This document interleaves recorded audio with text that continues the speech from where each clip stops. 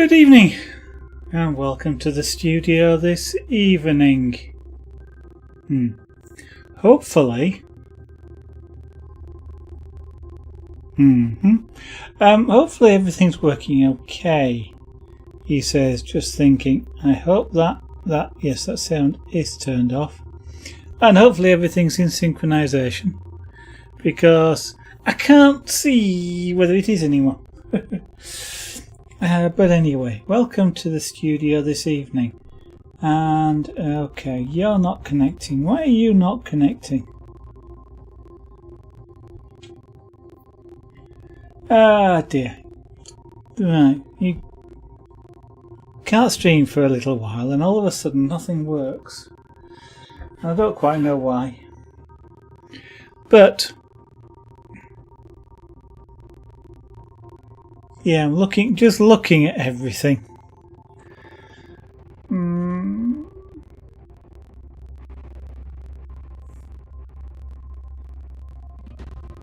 Hopefully everything's working. So we're going to do some more pyrography. I feel all crowded in. Push that over there a little bit. And push that over there a little bit.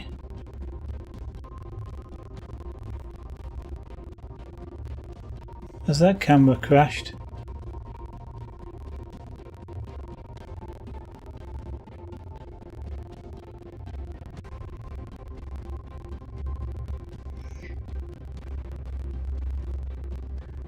Okay, now I'm puzzled.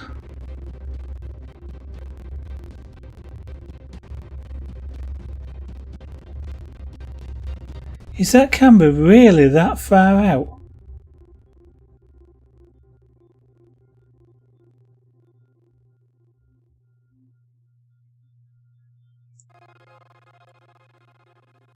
Blimey! There's something like about 30 seconds lag on that.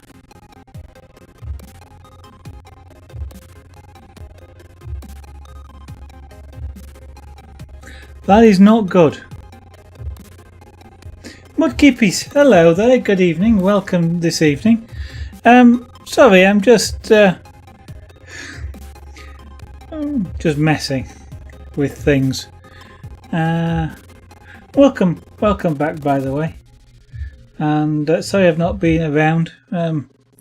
Things needed to get done, and doing things late at night and stuff like that, so I didn't have time to stream.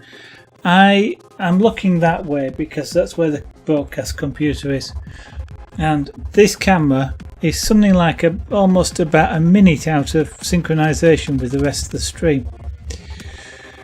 As you saw, I just pointed at it and it's still not come up in that top right hand picture there. It's still not come up on screen, the fact that I pointed at it. And the only thing I've done is flip the video. So I may stop that camera in a second and flip it.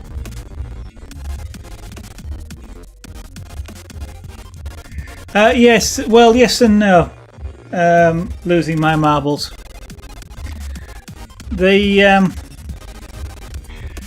It's not OBS that's doing that. It's actually the camera is a Raspberry Pi, and it's I've got to have some more playing with it, but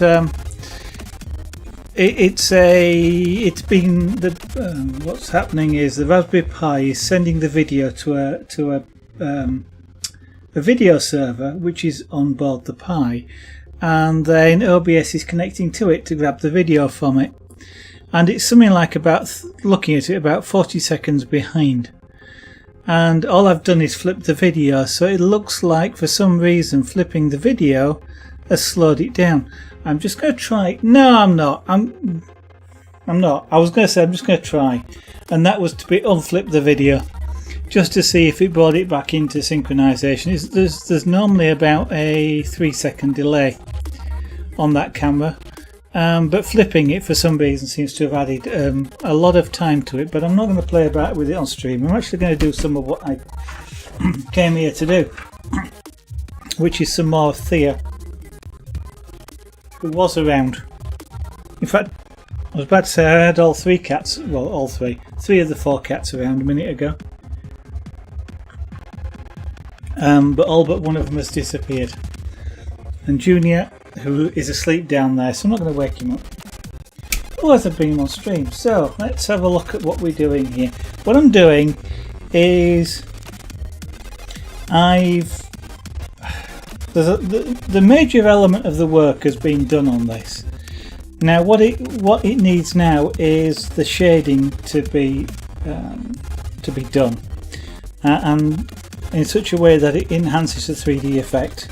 So at the moment it's quite a bit lighter than it should be, especially in this sort of area here. Unfortunately I can't get rid of the reflection that you're seeing in the middle. I would need to literally sort of have it up at this sort of angle, and I don't know when my easel's gone. But that's something I'll look at for later on. It's catching a reflection off the lights that are on the ceiling here, but if I adjust those, then it gets a bit too dark for the cameras. So it's a bit of a trade-off. But so what I need to do is just adjust all the shading, because things like the shading being darker here than here makes your eye feel as though it's seeing a curve and giving the 3-dimensional effect, which is what I'm obviously what I'm after. And I need to do that over a large element of the face, so that this looks like his forehead here, for example, and it curves back over the top of the head. And it's a lot of shading really, but getting shading right, and that's the trick. He's getting it right.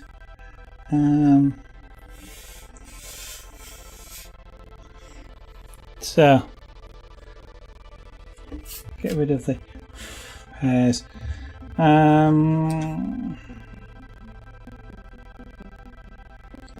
I've turned the piece so that I can actually move this tool in the fur direction. So the direction that I want the fur to look like it's going, because that way it tends to look like it is fur. If I sort of do it in the wrong direction, your eye goes, hang on, something's wrong with this.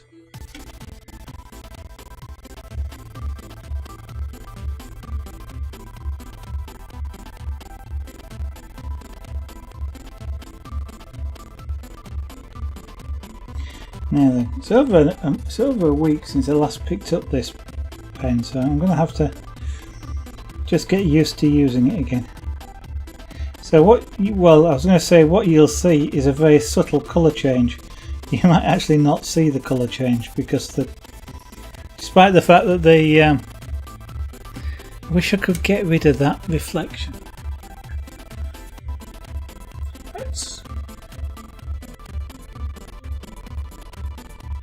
Let's see if I can just move the light off a bit. Now I can't see at all. I think I've made that worse.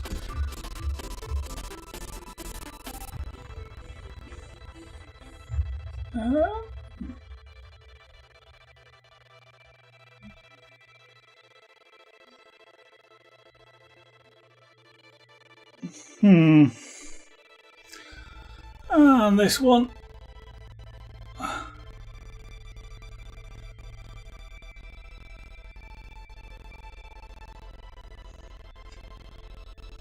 I can't actually see because I looked up at the lights and I've now got black dots in front of my eyes. That is still reflecting, isn't it?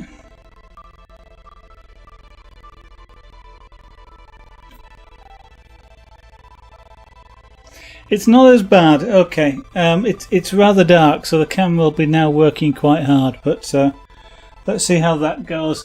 If you have a problem seeing it, let me know. It's not as bad as it was. It's a really difficult thing because pyrography makes the wood shiny, and therefore the light just reflects straight off of it. they're quite diffuse lights as well, but unfortunately it's not enough.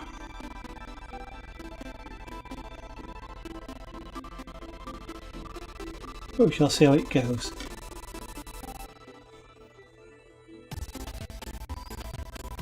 You know, I'm kind of paranoid about the fact that something's not working tonight. Especially now that the camera's a problem. Oh dear. One of the things I ought to realise is not to mess about with things like cameras before the stream, but I was kind of about to say, since I stream every night, then that's kind of difficult, but I haven't been streaming for about a week or so now. But luckily that sort of stuff is out the way. A really successful day at work today, and I was able to finish early, so I'm now going to be able to get back to streaming.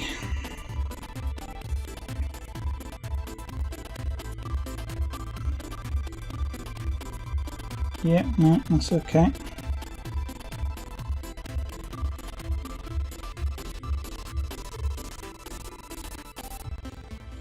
Now this is one situation where I could do with actually having a view of what it is I'm doing. Cameras are great when actually when I'm doing this, it's fantastic if I can actually monitor my own broadcast, which is what I'm looking at now, because the camera, I'm kind of too close to it to see it, whereas the camera sort of steps back and looks at it, and I can see it a lot better on the camera than I can actually looking at it here in person.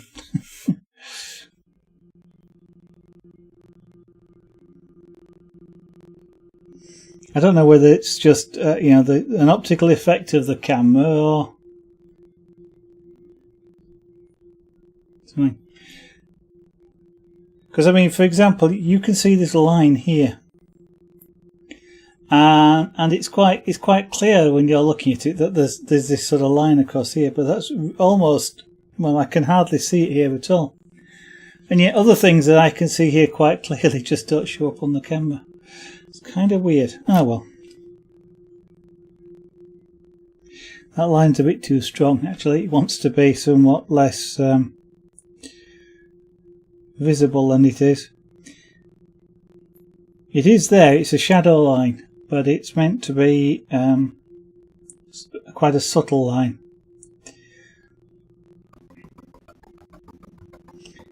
So, how is everybody today?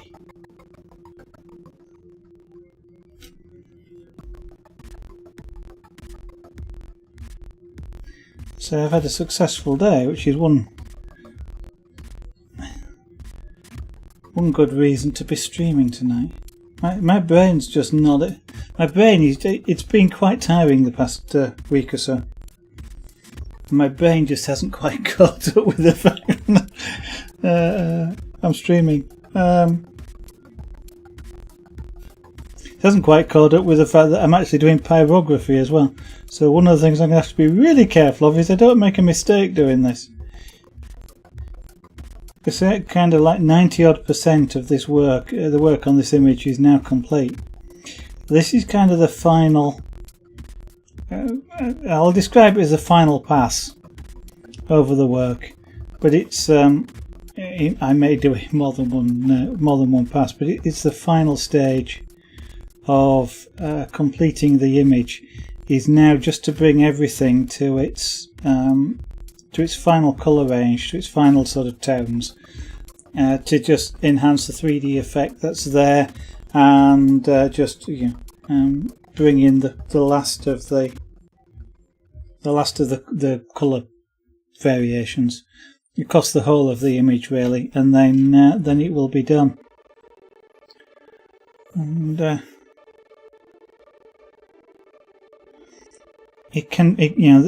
it's at this stage where I don't want to make a mistake, because there's quite a lot of hours in this, and there's very little I can do. If I do make a big mistake, there's very little I can do at this stage to to disguise what I've done. I still do have some leeway in it. For example, if I do actually make something here darker than I want it to be, I do have some leeway to darken the rest of the image around it, but it's getting now to the stage where I'm gradually losing that flexibility that I've got to do that. I've sort of set my colour range out. You've got the lightest area here with his nose, and the darkest area here just underneath where his collar is, basically, and that's it. If I go much darker down this edge here, for example, you lose that edge of his neck and head. It then blends completely into its body. I've got about one level of colour that I can go on there, and it's still visible, but after that you lose it, and the head blends into the body completely, and it just doesn't look right. But hopefully we don't have to worry about that. We can just deal with it as it is. Why am I not seeing?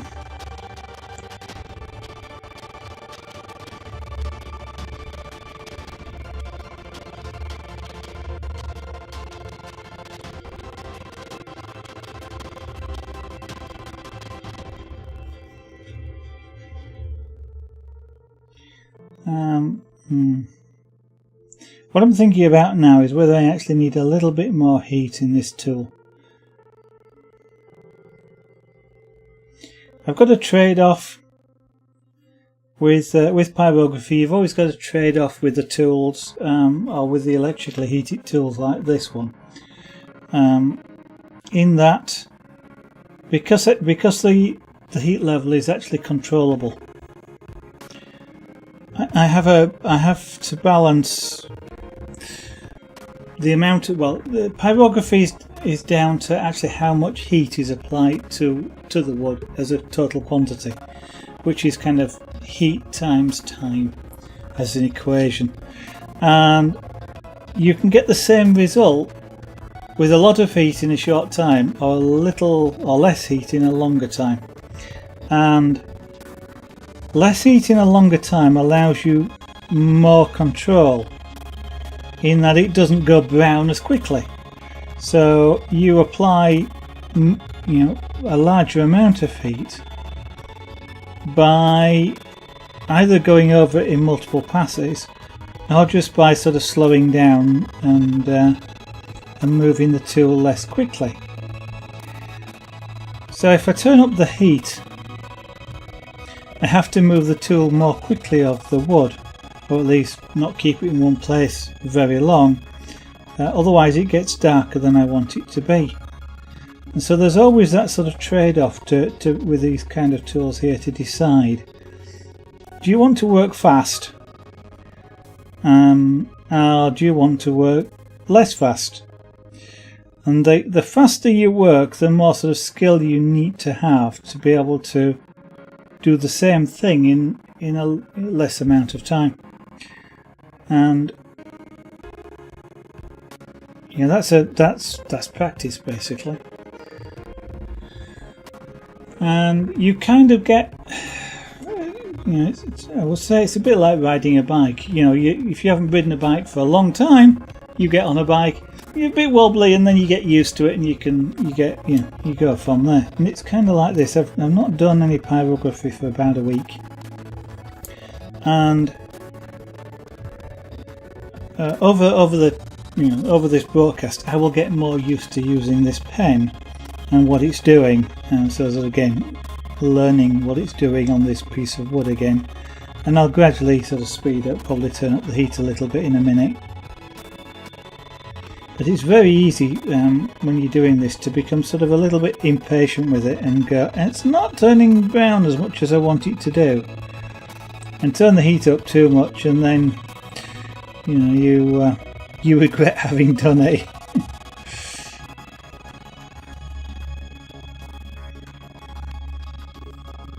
I've got a small area here, just I keep going over it, just here, that's not wanting to take much heat, or not wanting to turn brown as much as what's around it. So I'm looking at a lighter patch, which I'm just trying to get rid of,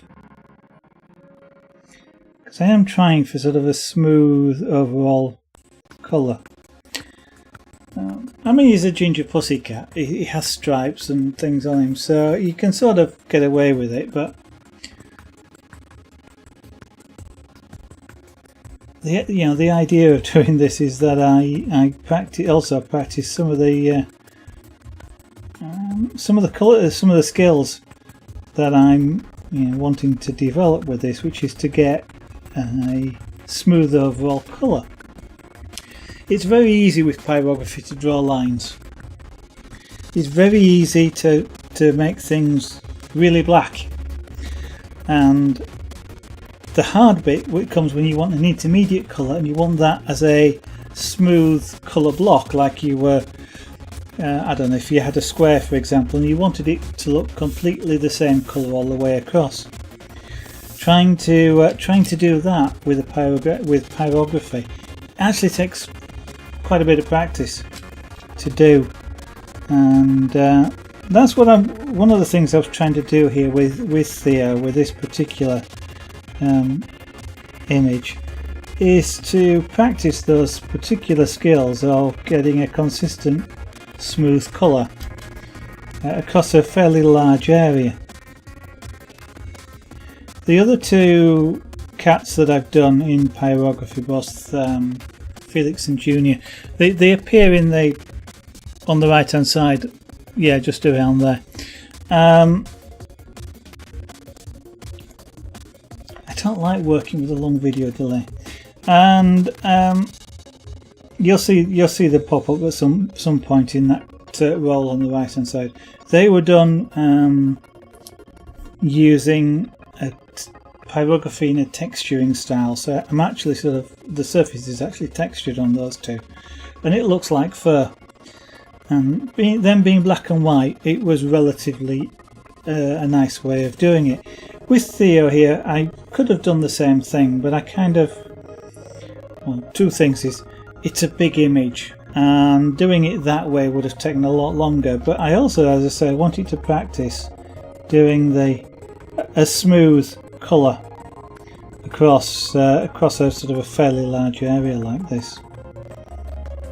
And so it's that's what I'm trying to do here. Is, I mean, I do say a smooth colour because it's not the same colour all the way across, but what I'm looking for is you not being able to see the lines, so to speak.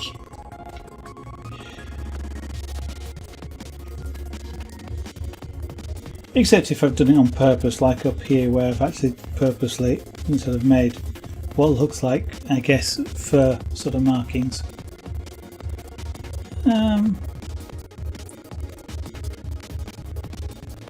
Okay, alright.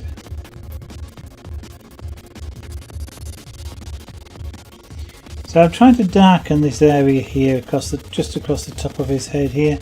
The darker it is, the more it will tend to push backwards and look like it's behind the things that are lighter, which are closer to you. But I also have to take into consideration that the light source is up here, coming across here, so this side of his face is darker than this side, and so it's a real sort of compound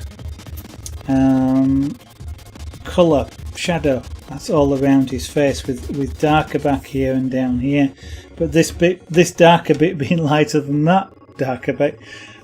It's a standard sort of thing that you get with drawing, you get with painting. It's the same sort of thing, just with painting, in this particular case with heat, rather than with pigments or watercolour.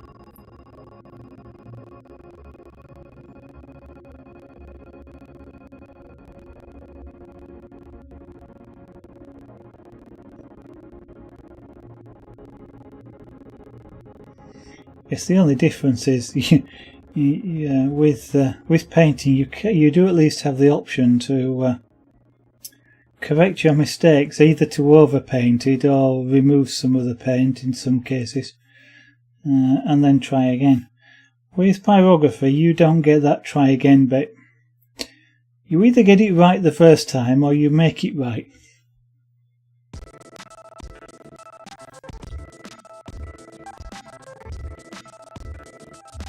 Which is one reason potentially for working a bit slow. In fact, I'm working a bit too slow. I am going to turn the heat up a bit.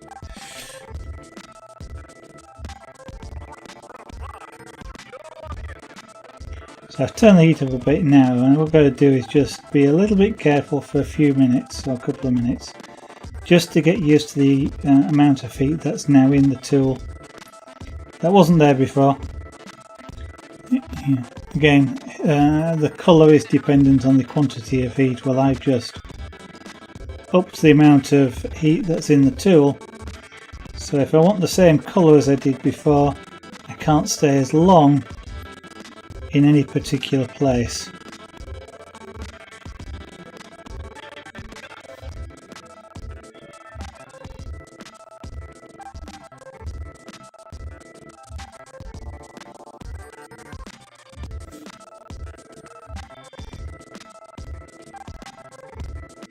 Now this is a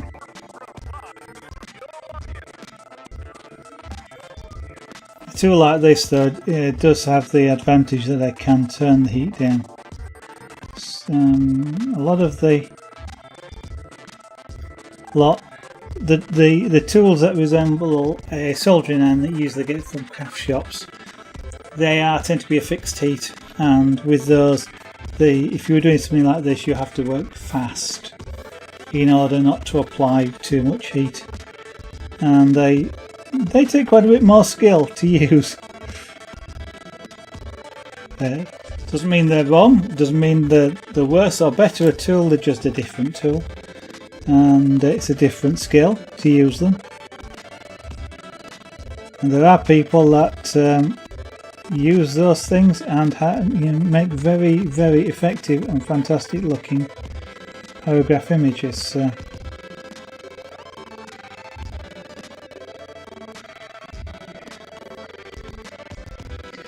Yeah, now that the colour now is gradually going darker just across this area of his face, which is what I was looking to do.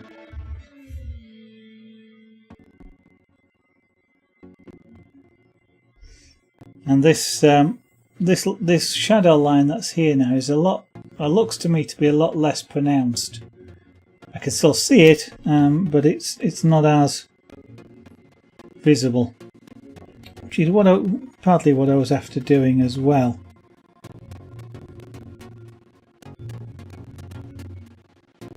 With something like a face or cat like this, you don't often get the really hard-edged shadows. They're usually a really sort of a softer graduation, and if you can achieve that, then they look a lot more natural.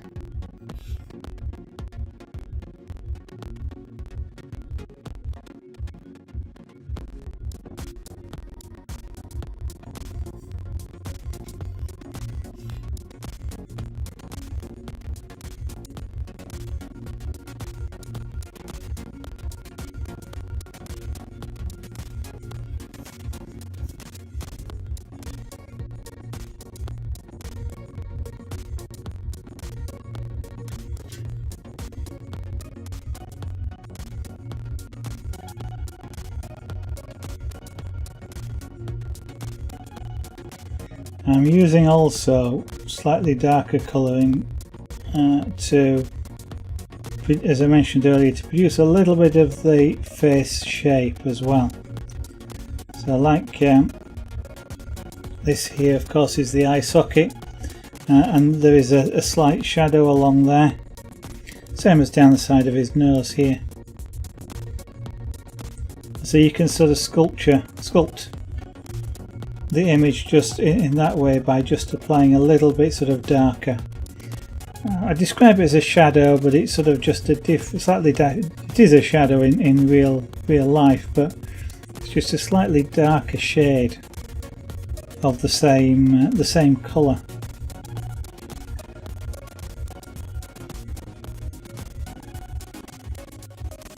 Now that becomes a little bit challenging when you're looking at an eye on this side, for example, which is being lit, to get the same sort of very slight subtle colour changes that tell you where the eye socket is, for example, is challenging. It's not quite right on that eye yet.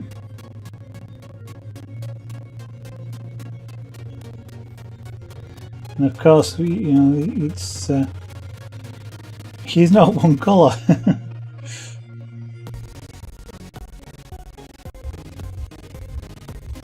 Which also, when you're using a reference picture, which is what I'm doing here, I am using a reference picture, but then you're trying to interpret a colour reference picture in terms of a black and white monochrome. I say black and white, obviously it's brown and white, but it's a monochrome image.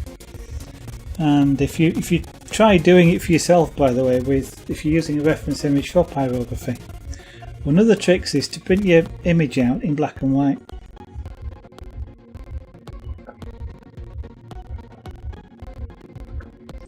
A lot of the photographic image manipulation programs, I think even Paint will do it, Microsoft Paint, but I'm not sure, will allow you to remove the colour from an image but leave it as shades of grey. And if you're doing pyrography, that's a good thing to do. Do one of those and print that out and use that as your reference image. That way you'll get a much better representation of the actual level. It's sometimes really difficult where you can have a dark colour that's very well lit, which looks lighter than a light colour that's poorly lit. But when you change it to grayscale, you get a different perspective on it. You know, they actually sort of change in relation to each other. And sometimes two colours, when you get sort of a red and a blue, or just to give you two completely made up colours, but one will look brighter than the other just purely because of its colour, not because it actually is brighter. And so if you follow what your eye thinks, the image doesn't look right. If you follow what, you know, convert it to black and white and look at it, and then follow that, it looks a lot more natural.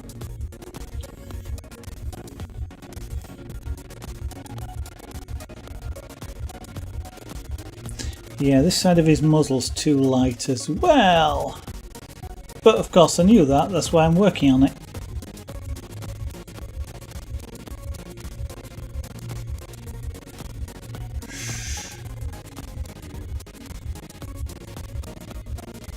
At the moment I'm just looking, I'm literally just studying the camera image and just looking to see where I need to go to next. I need to reduce the contrast between this area and this area, so we'll work on here for a bit.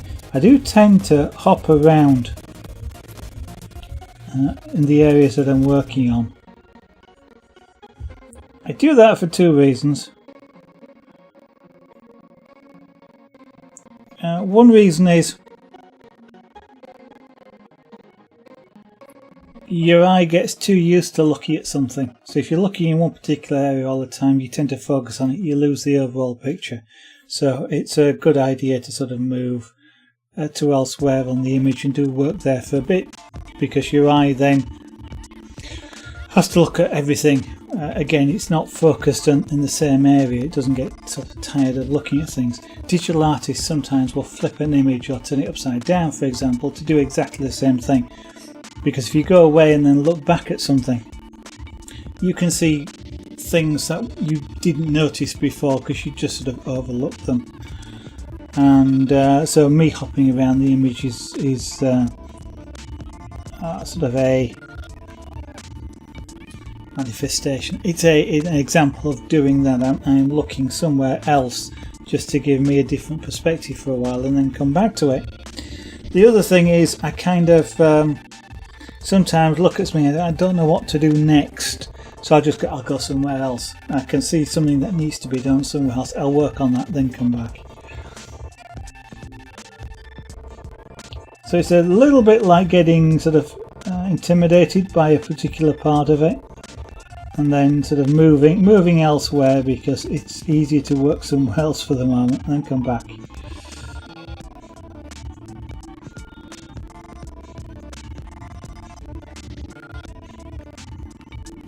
Now the face shape on this side isn't quite right, and I need to do a little bit of work to make it look better. Hello. Hello. Yeah, come on then. Come on. Oh, hello. Oh, we've got the model. Here's the model for this particular image. This is Theo, and this is the fella that we're doing the pyrography of. You going to say hello to them? No, he's not.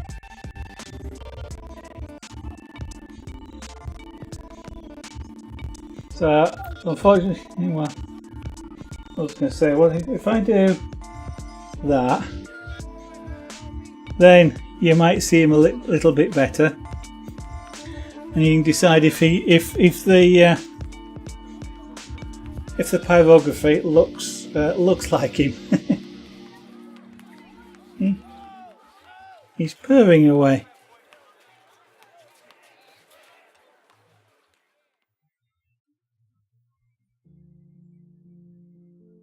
He's actually just over a year old now, is this fella.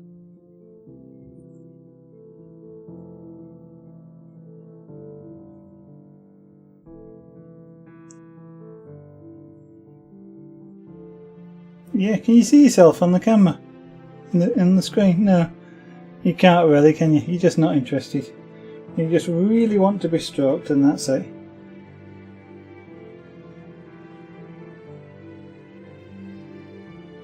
Shall we put you down? And I'll go back on making your picture. Me. There you go. You go settle under there. See, what I think he was going to do is just settle under the desk somewhere. So we'll go back to that camera, or that setup, and we'll carry on. Yeah. Hopefully you don't decide to go play with the airline.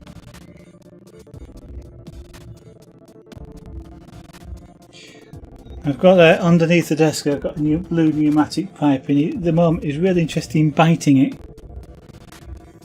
And it's replaceable, but I don't really want him to puncture it. It's not a lot of work to replace it, but I don't want to have to replace it. It's an airline which actually runs through to my big compressor, and so I can use the high-speed engraver. It's effectively a dental drill which runs on compressed air, and it gusts through an amazing amount of air, and so it's I use the big compressor for that rather than the small compressor that I've got in here, which I can use for airbrushing. But it's real noisy, is the big compressor, so it's not in this room, it's in another room. So it's in the garage, and there's an airline that runs all the way through to the garage.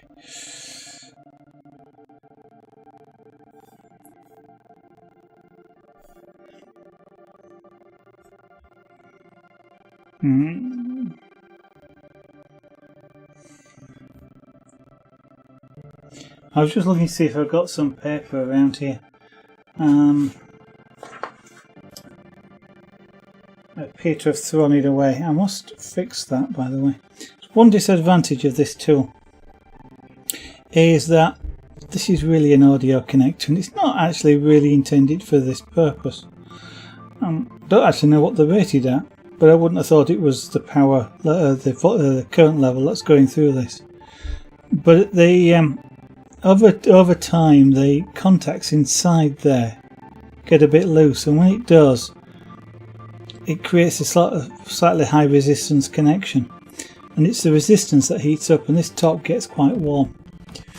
I need to get a sharp object and just pinch up the internal connectors on there just to make it a better contact.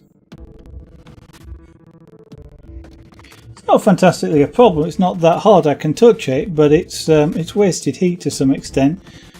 The heat that's generated in the sort of the contact here should be down here at the end.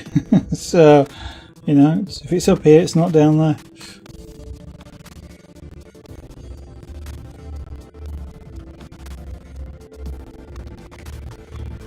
So I'm trying to just gradually at the moment lose this fringe effect that's across there, which looks like is what I'm managing to achieve now.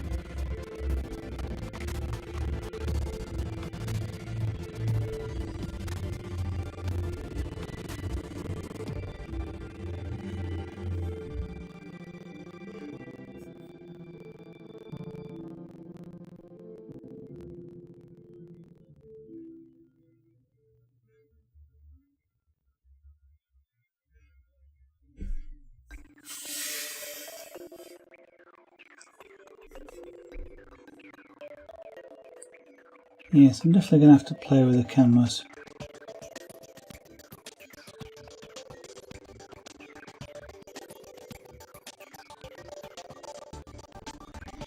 This Raspberry Pi camera is quite a nice camera in some respects. Okay, colour balance is out a bit. There's not quite enough light for it as well. Actually, that's probably what... I was about to say there's not quite enough light for it, but it's actually an infrared camera. So there should be plenty of light for it, given that it can see in the dark with an infrared illuminator. And so I'm actually surprised it's as orangey looking as it is. So they're not orange lights in here by any means. These are cool LEDs that light the room. And the walls are blue, so it's not that it's got orange light in it. But anyway.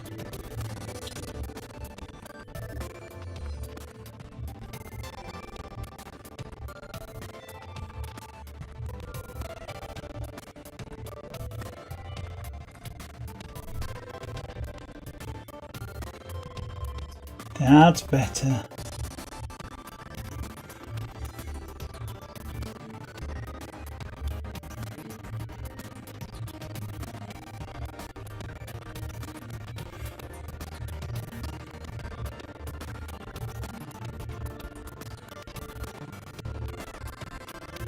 Now the fun thing, the nice thing about doing a ginger pussycat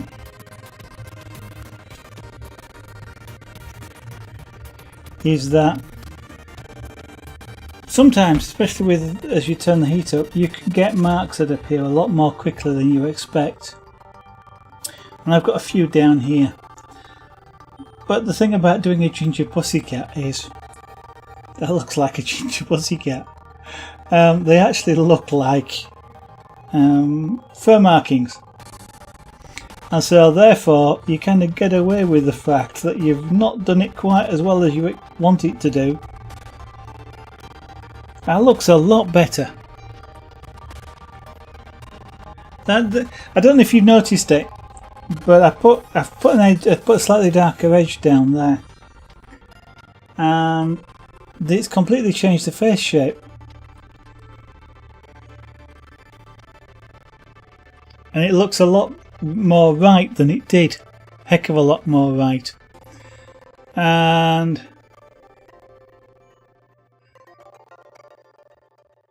yeah, that's the bit that was missing. Still got a little bit more around the eye. So what I've got to do now is work out just how to do that.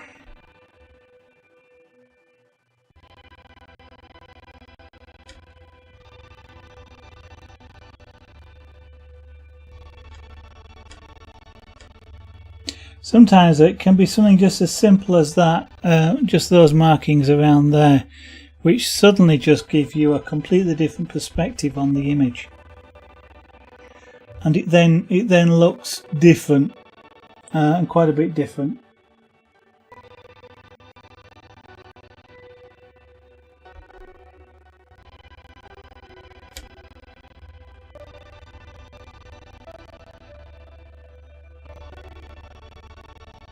But it isn't always sort of a you know, really big change or anything like that. Sometimes it can be really subtle.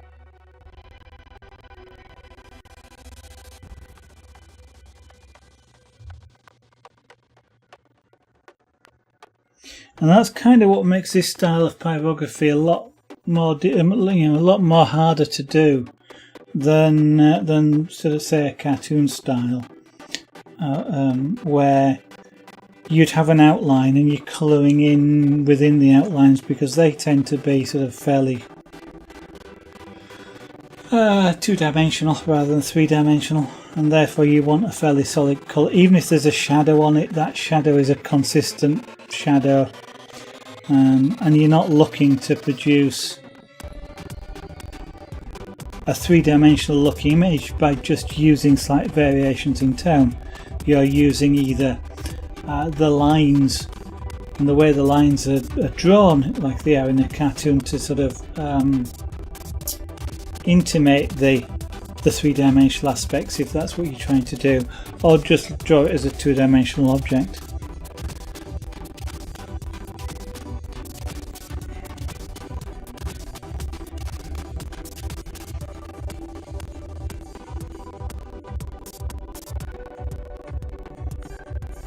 Now this is too bright. It needs to be toned down. But if I tone that down, I've got to tone this down. So we'll work on this side first. They're different colours, they're different tones, different light levels of brightness. If I make them both the same, it won't look right again. So this is where, whenever you adjust one element of the image, you end up having to then go around it and adjust those levels. And if you adjust those, and then you sort of start somewhere and it just spreads out, and you keep doing that wherever you do it. It's like ripples on a pond. You change something, and everything that's around it has to change as well.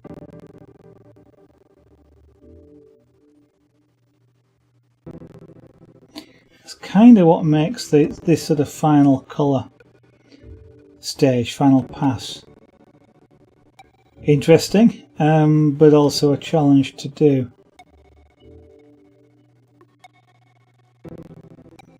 We're going across the complete image, balancing things as we go.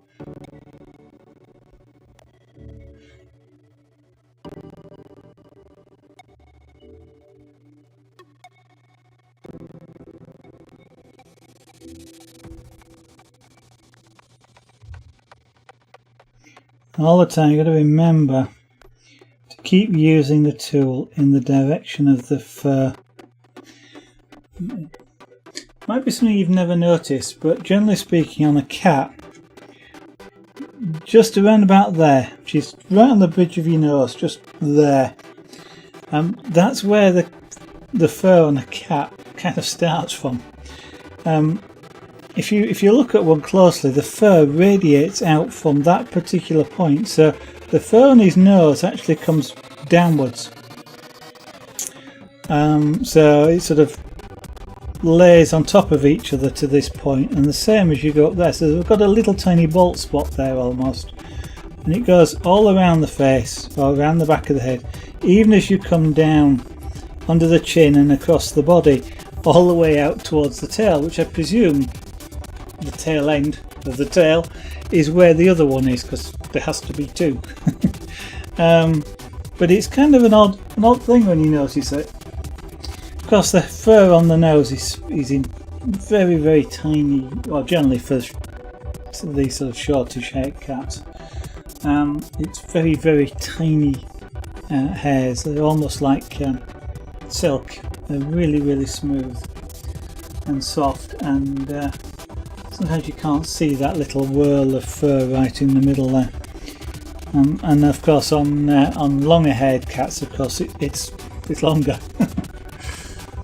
And it's generally not as easy to see on long haired cats because the hair sort of, you know, mats. I won't say mats, but it sort of gets tangled and it goes in all sorts of directions.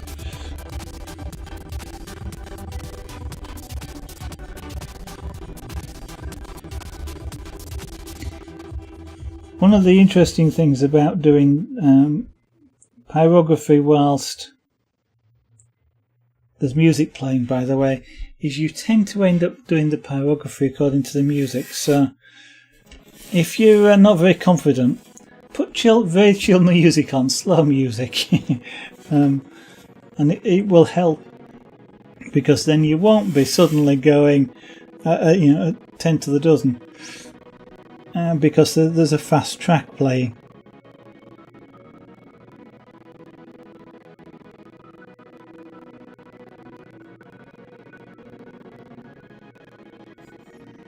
It's subconscious. It's not something that you generally sort of find yourself. I'm aware of the effect, and I still do it. And I'll go, as I kind of just did then. Hang on a minute. That's a bit fast that I'm working at. I need to slow down.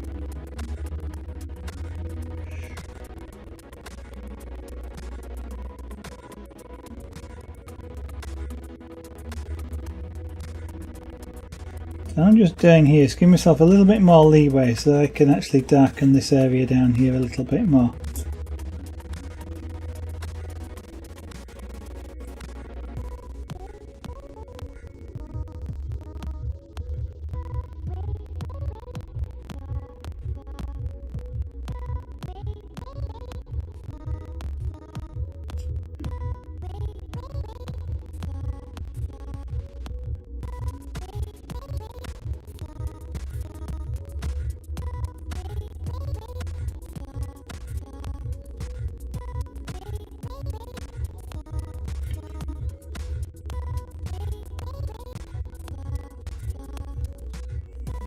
Okay, what I can now do now, you see, then because I've darkened that down, I can now darken this down. It's the same sort of contrast and sort of difference that I had before. And you know, the sort of the amount of difference between this bit and this bit is, I'm going to make the same as it was before. It's just the whole of it's darker.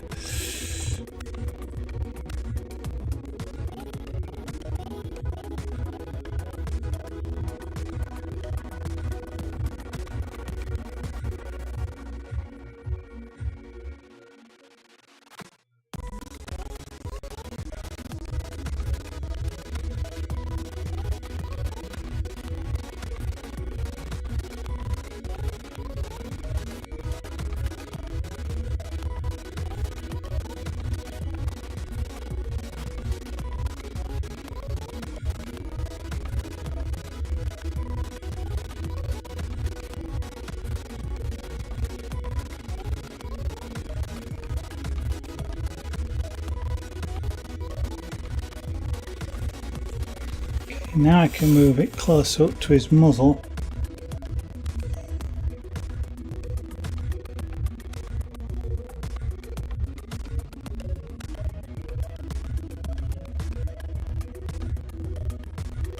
So at this point I will turn the heat down again, because I don't want this around here to change colour too fast. I want to be really careful that I don't suddenly get dark blobs.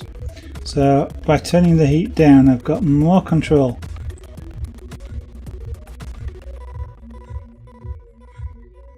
Yes, it means I've got to do more passes, and I've got to slow those passes down. But I get less heat, less colour change on each pass than I do when it's turned up. Which means I can look at that and go, that's a sort of a better than it was.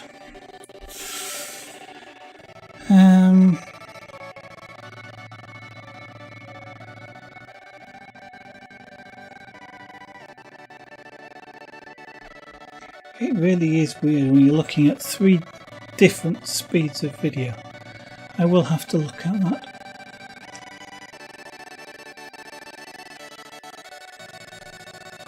Right, so now what we do is we apply some colour here. This is not being coloured at all, and often it makes it look too bright, and that's kind of what's happening here. So what I need to do to start with is apply what is a really subtle amount of colour. So a really light amount of pyrography colour, just to sort of knock that the natural wood colour. I mean, when you look at it, you kind of look at that as seeing, well, especially the nose here, seeing it as white. It's not white. The wood is actually sort of wood coloured. It's a light wood colour, but it's not actually white.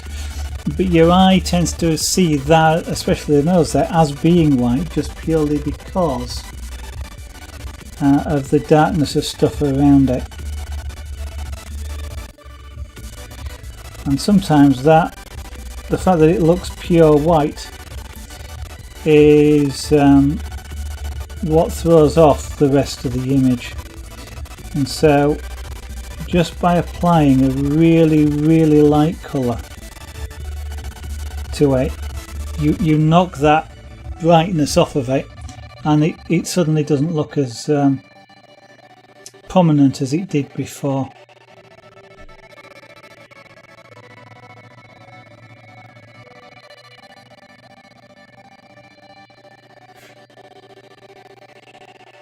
And that's what I'm trying to do here. Once I've done that, I'll then take another look at it and see what else I need to do to it. See if I need to change its shade anymore.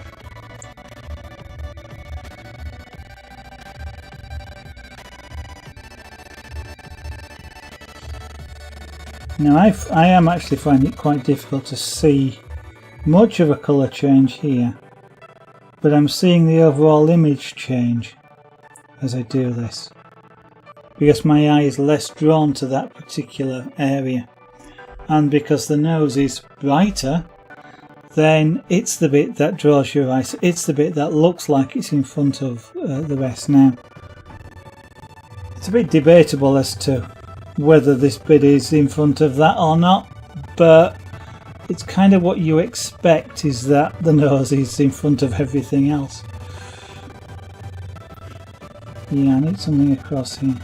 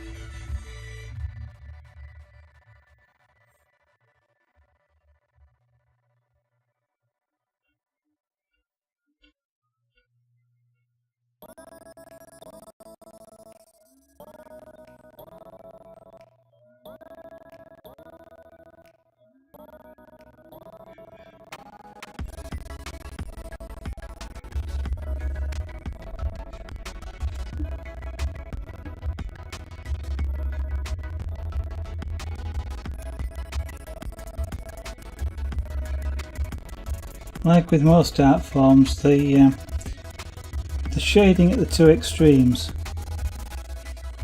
gets really quite hard to do. So when something is really close to being white, or when something is really close to being black, for example, it's really hard to get the distinguishing shades in there that you sometimes need. And this is what I need to do here. This bit of just around his mouth is going to be a bit of a challenge, just to get that slight distinguishing between this area and this.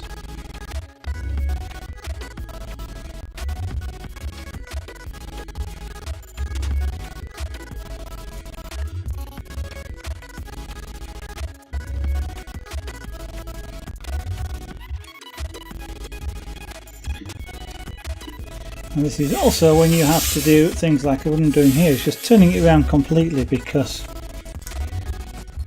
to take advantage of the way that I know this pyrographic pen operates, one side of this pen is hotter than the other. That side's hotter than this, and if I use it with that edge first, I'm getting browner marks than I want, which is why I just turn this piece around so that I can just get in underneath there with a slightly cooler tool, which means it doesn't go brown as quickly and I don't get sort of touchdown marks like little brown spots.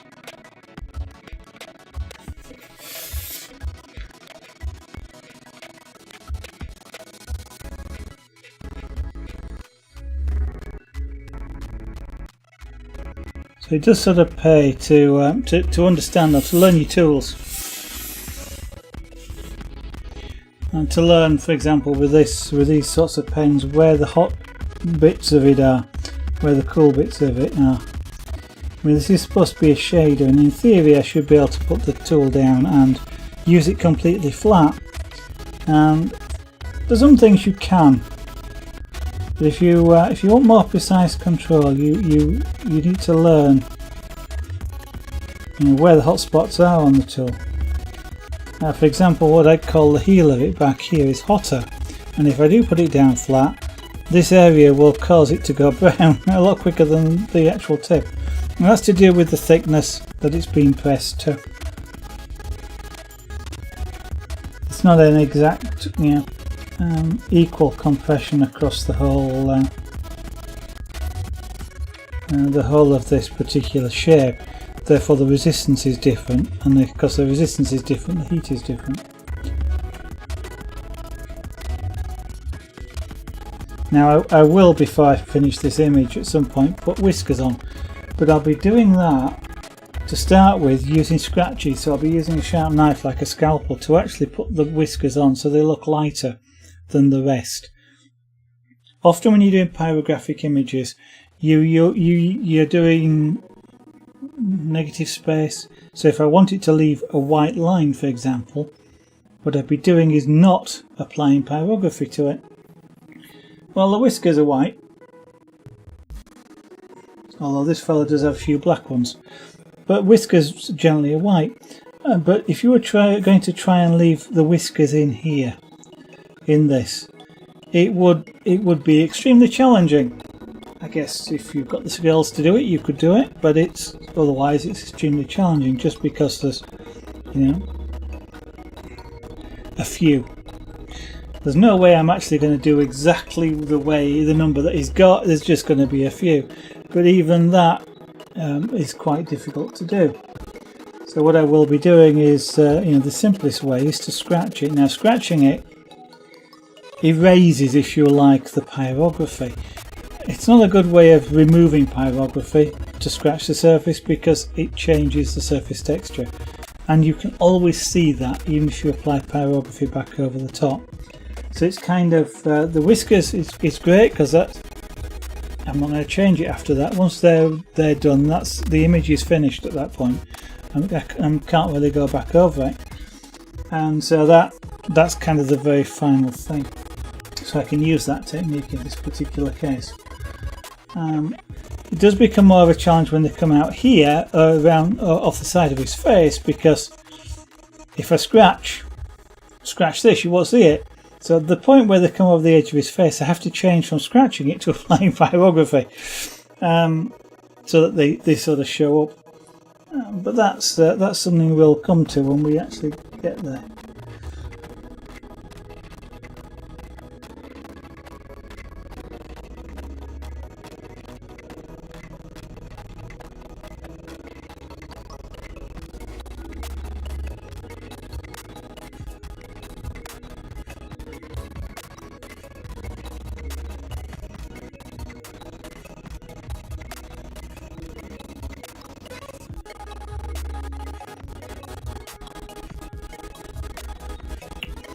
sometimes it can actually be quite frustrating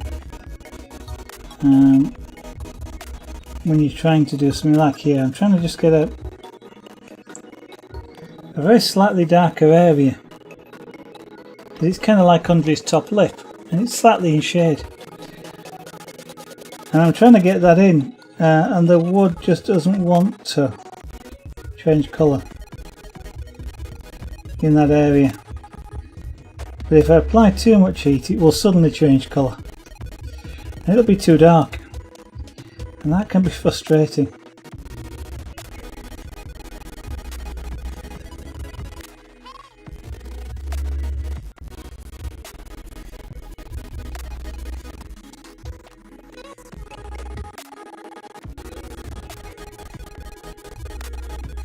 And that's always the challenge, is the subtle colour changes, the really subtle ones.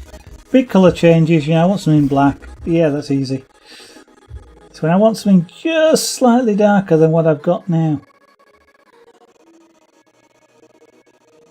without showing lines. So it's like trying to draw, it's like trying to colour in just even a square, if you like. Just try it if you want. Draw yourself a square on a piece of paper, then using the point of the pen, fill it in. And use a reasonably sharp pencil. Try and fill it in smoothly so you can't see the lines. But not as dark as you can get it. It's sort of a mid sort of tone. It is really difficult to do. But that's kind of the effect of what I'm trying to do here is I've got a reasonably sharp pencil. I'm trying to not show those pencil lines.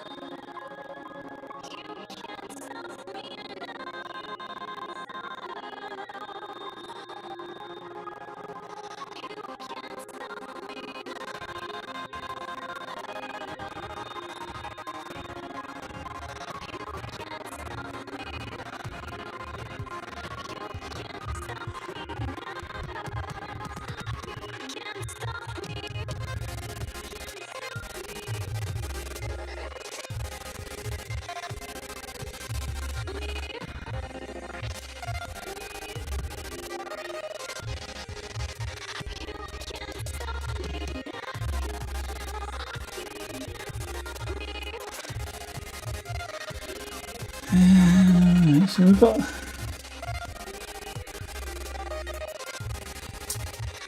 we've got a rim light effect as well.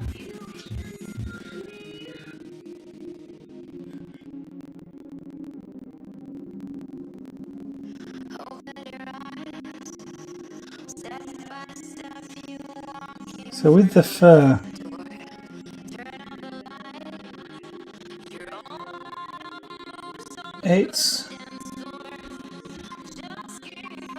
we're getting reflections off the fur is relatively shiny. We're getting reflections off it where across near the edge, so around his muzzle here, and we're getting the effect of like a backlight or a rim, what's often called a rim light.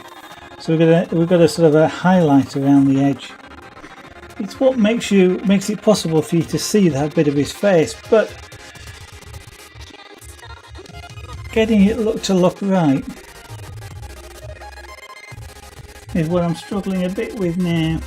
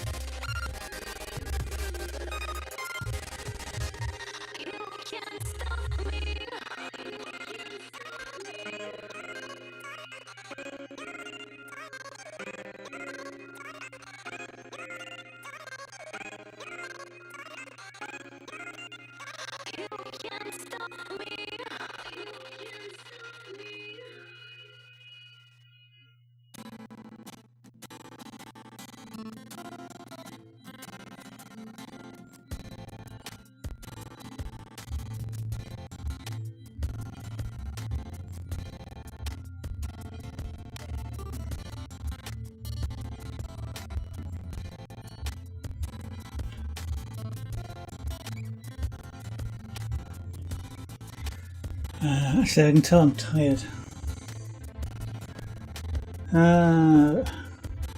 So what I'm doing actually is just thinking about whether I want to continue doing this. Not so much with the pyrography, because I'm it's a relaxing sort of thing to do. So it's sort of fantastic to do if you, or say if you're feeling tired, sort of. I've had a really busy day at work. It's sort of been the final day of some things that have been going on for a few weeks now, and I've been sort of not broadcasting for a little while because of that, sort of late days and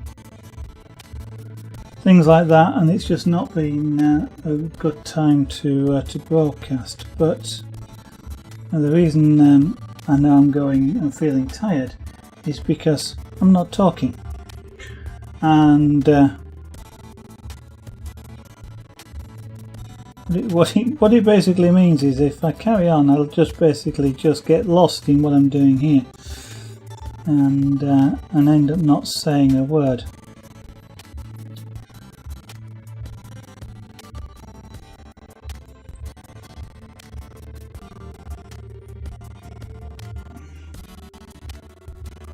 Which is okay, I guess, if you want to listen to the music.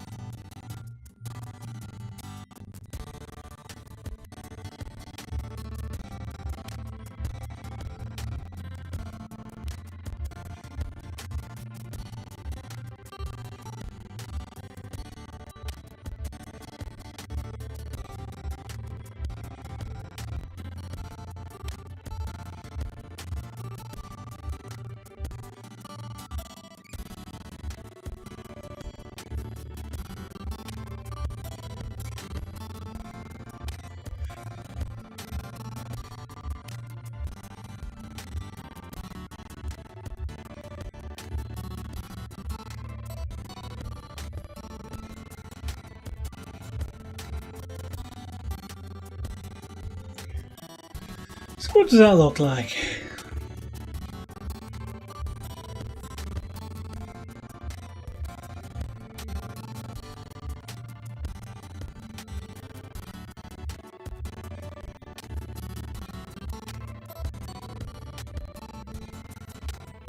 Make it a lot better than it was, but it's still not right. Of course we knew that.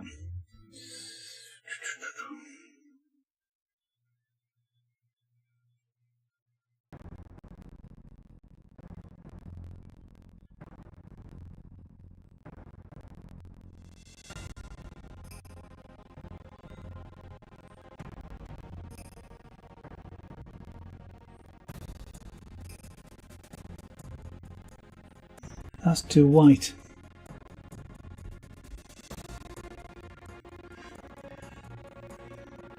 Okay, so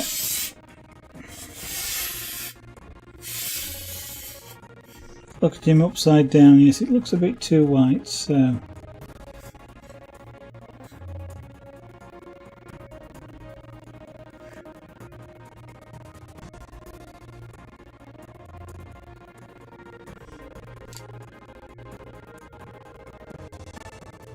subtle colour change time.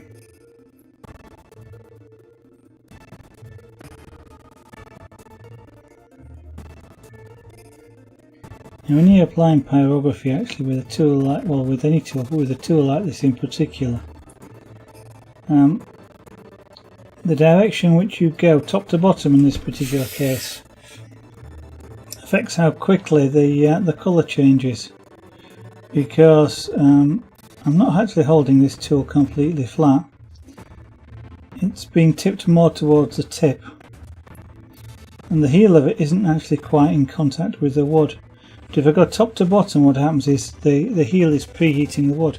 So when I come down over it with the tip, it changes colour a bit faster.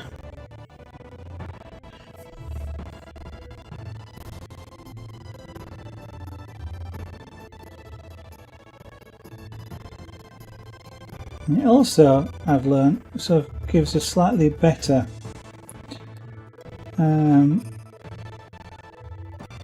smoother shade.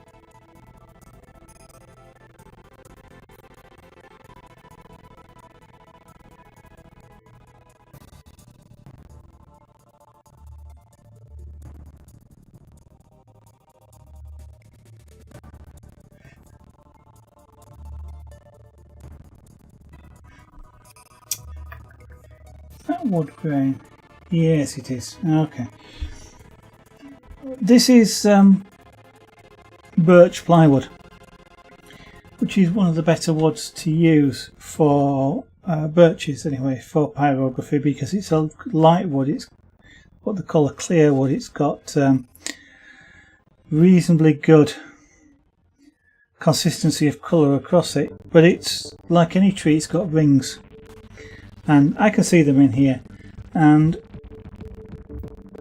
the ring is kind of like where the bark was or would have been, and it's slightly softer than slightly harder than the wood between the rings, and that means that it doesn't take colour quite as much. There's less liquid in the fibres for that, and it doesn't cook as easily, and what that means is it doesn't take the colour quite as easily, and so you end up with a slight colour variation, and generally speaking you can see like a white line or a whitish looking line. Now other woods like pine, for example, that's even worse. The rim of the ring is quite hard. It doesn't take colour really at all much. You've got to work at it to get the colour, and the thing between the rings, the material between the rings, takes colour really easily, so you get a striped image, and it's really hard not to do that, and there are other disadvantages to using pine as well, but I've got that effect here. There is To make calls, first register in your Alexa app. Now that is interesting. That wasn't what I asked you to do. I didn't actually ask you to do anything. Sorry, I'm talking to the assistant there, who just perked up and talked back. It was something I was looking up today, which is really weird. I was looking up how to do something, and for some reason she just perked up and told me how to do it. She's wrong, but she told me how to do it. Oh well. Spooky. Yeah, there's a ring goes through just there, which is just where I want to get that bit dark. So I've got to sort of really, I've got to be really pinpoint accurate, because I can't use much of the tool, because if I put it over, if I go over both sides of the line, then what happens is the two sides on either side of which are already brown go darker, and even though I managed to cook the line, I've overcooked the two sides, so they're darker, and so I've got to do it again. So you're going to come in really precisely with just the tip to cook just that line, without sort of touching the sides, and then that way I can get a consistent colour which spans across the line. So, but I am really looking here just for really quite subtle colour changes.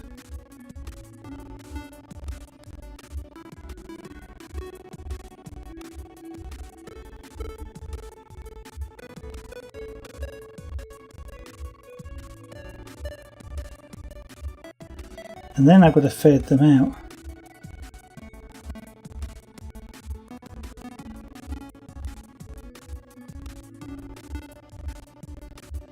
Mentioned earlier that there's very rare do you have a hard edge shadow on a face or anything like that, especially on a cat which has got fur.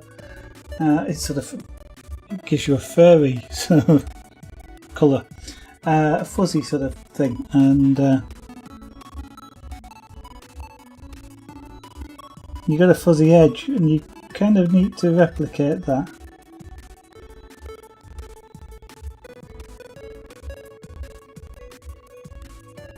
So it fades out. You don't have a solid edge, you've got to have an edge that you can't actually see the edge of.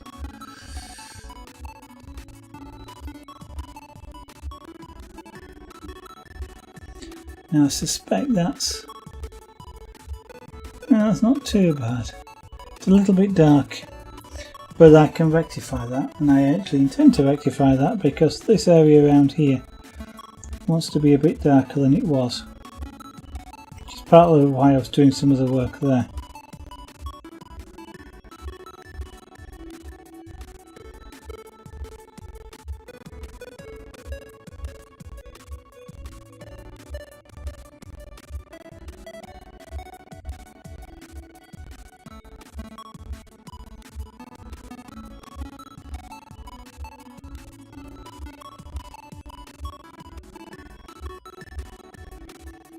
Yeah, that's a smooth transition.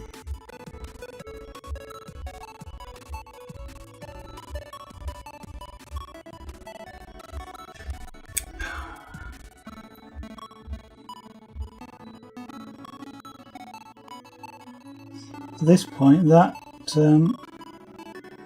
the ring is a bit of a pain because it's just in that place there where I'm trying to do a transition. To go from the dark to the light.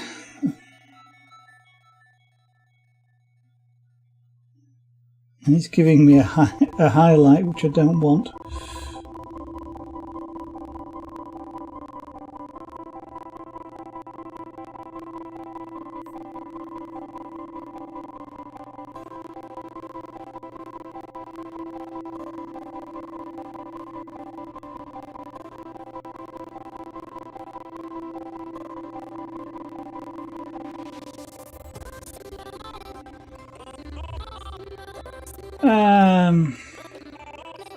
That's it. I'm going to stop for tonight. I've got a feeling that I need to just give it a bit of a rest. I've had some really late nights for the past week or so. It's been really hard work, and I don't want to overdo it. And I have a feeling that if I'm not careful, I could easily do something to this image that I don't want to happen. So I'm going to leave it for tonight. I'll be back tomorrow. Hopefully nothing goes wrong tomorrow during the day, which stops me coming in, but I should be able to stream tomorrow night. That nose, not quite right on that edge of the nose there now. I've got to work around there, I think. But we'll look at that tomorrow. So I'm going to say thank you anybody that's watching. It has been fun doing this, telling you what I'm doing as I'm doing it. I'll point out at the bottom right here in the blue box all the URLs for everything. My website's the big one. There's some bit more information. I've got some more work to do on that, but it's the start. There's a couple of sections that tell you a little bit more about the art forms themselves, asking what is pyrography, and I think the other one's about punchcraft. But there's a bit there about some of the pieces, why they, what they're called, etc. So it's worth taking. I think it's worth taking a look. Got a Facebook page. Take a look. Hopefully it's quite a good thing to look at. See some images, see things like the inspiration that I've got outside the window here in the studio, especially in winter. I do like that bracelet there that's being shown now just above the blue box is called Special Lady, and it's a lovely sparkly bracelet, is that?